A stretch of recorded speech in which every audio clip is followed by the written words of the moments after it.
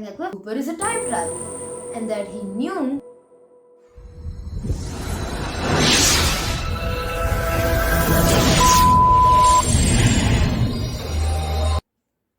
1971 Thanksgiving Eve, November 24th, 8 p.m. A man on whose boarding pass the name Dan Cooper is written boards flight 305 of Northwest Orient Airlines.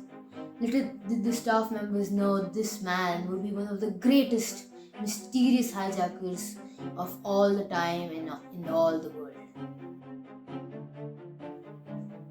Cooper went and sat in seat number 18E of the middle row, and right behind him in the jump seat was flight attendant Schaffner.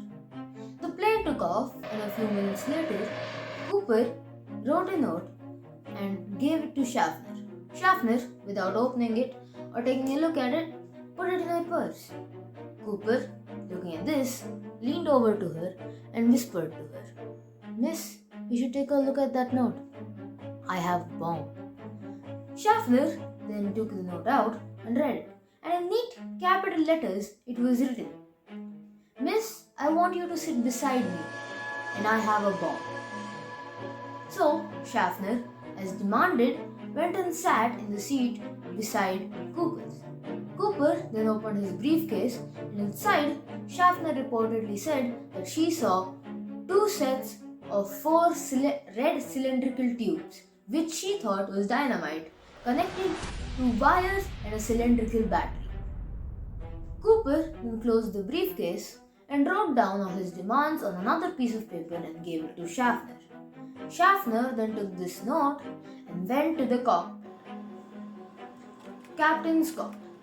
Captain Scott was co-piloting Flight 305 that evening, and Schaffner came in and gave the note with Cooper's demands in it to Captain Scott, who, after taking a look at that note, directed Schaffner to stay in the cockpit and note down the events as they unfolded. And then Captain Scott relayed the requests to Northwest Orient Airlines, Minnesota. The demands were 200,000 American negotiable dollars in a knapsack and 2 front parachutes and 2 back parachutes. Now that flight attendant Schaffner was in the cockpit, flight attendant Mucklow sat next to Cooper. All the passengers on Flight 305 were informed that due to a minor mechanical difficulty they would have a delay. This delay would go on for 2 hours. During this period, Seattle police and the FBI were trying to gather Cooper's demands. During this 2-hour delay, flight attendant Mucklow and Dan Cooper chatted. Mucklow later reported that Cooper did not seem like a cruel or nasty person. He just seemed like a normal person. And when Mucklow had even asked him why he chose Flight 305 to hijack, he said that he did not have a grudge against the airlines. He just had a grudge, and Flight 305 seemed to meet his needs. All the money that Cooper had asked for, the $200,000, was brought from Seattle First National Bank, and the skydiving equipment, the front parachutes and the back parachutes, were brought from the local skydiving school. After a 2-hour delay, the flight eventually landed and the money and the parachutes were brought on board. After Cooper had the money, he said that the passengers could be released, and the passengers debarked. Later, many of the passengers were interviewed, and most of them did not even know that their plane had been hijacked. Cooper then started counting his money, and after counting his money, Mucklow handed him an instruction manual when she gave him the skydiving equipment. But Cooper refused and said that he knew how to use these. Cooper seemed familiar with these military-grade skydiving equipment. So, the flight took off again. And in the middle of the night, with rain pouring and 172 miles per hour wind in Cooper's face, he jumped from the plane and with $200,000 and was never found again. again. FBI describes this case as one of the great unsolved mysteries in FBI history. Of course, after this incident, a lot of investigation was done and many theories arose. One of the theories was that Cooper died in the jump, and there was some evidence to back it up, like some of Cooper's clothes were found and some of the money that Cooper had taken was also found.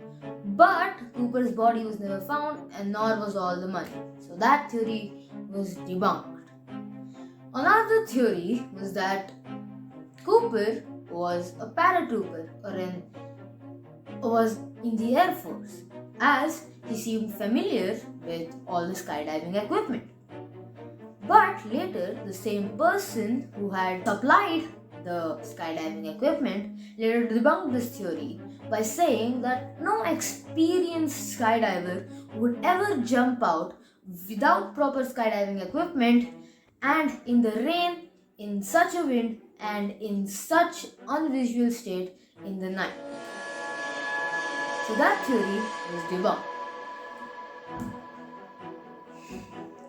Another, a little irrational theory is that Cooper is a time traveler and that he knew that this flight would seem to meet his needs and just wanted to make a quick buck. But it is a little irrational, but it can't be debunked unless we have a time traveling machine, which we don't. We'll see in the future. In the investigation that FBI did, many suspects were also found, like Kenneth Christiansen, Lynn Doyle Cooper, Richard Floyd McCoy Jr. Richard McCoy Jr. is still a favorite suspect among many. This incident of the hijacking got a lot of attention in the mass media. Many news reports were made on it, many books were written on it, and in the mass entertainment and movies, there were a lot of references and movies based on this. A recent example would be in the Marvel Studios series Loki, the main character, was seen as D.B. Cooper. And because of this, D.B. Cooper incident got a lot of attention again. So friends, this was the story of D.B. Cooper, and it has never been solved.